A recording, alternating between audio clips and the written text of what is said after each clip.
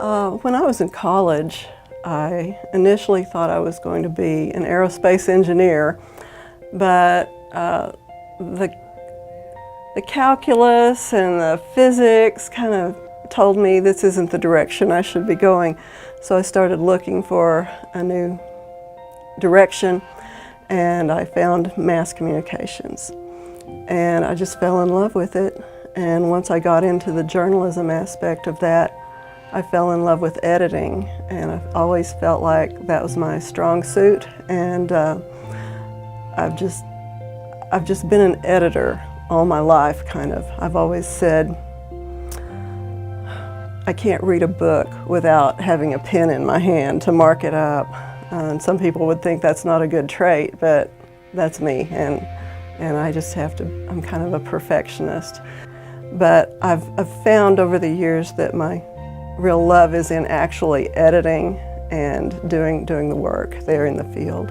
As far as major events, I would have to say, of course, 9/11, when the World Trade Centers were attacked, and the Pentagon and the plane that flew into the ground in Pennsylvania. My wife and I were asleep that morning because we have a late shift, and we were asleep, and a friend called us and said, "You need to turn on the TV."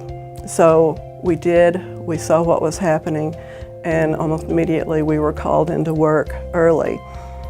We usually go in mid-afternoon and work until the middle of the night, but we went in early that morning, and the Tulsa World put out an extra edition that was the first extra edition since World War II. We did have to do our jobs, and that's the thing with journalists, is you may be very affected by what's happening, and it's emotional for us because we're people too, but we had to just stop and do our jobs, and that meant tear yourself away from the TV coverage of what's happening and go look at what you're doing and get your job done. I have to think of my college journalism teacher, Sue Fothery, who encouraged me and set me on this path, I would say. And then a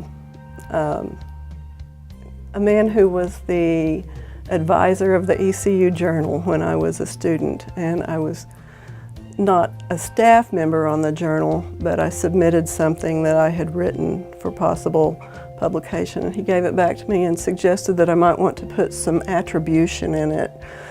And that was really the first time it had occurred to me that I wasn't writing an essay. I was supposed to be writing a news story, and there's a difference. So Mickey Thompson is his name, and he really, I think, did me a favor by just something so simple as saying, this is a news story, it needs to have attribution. And so just people who helped me learn along the way were instrumental to me.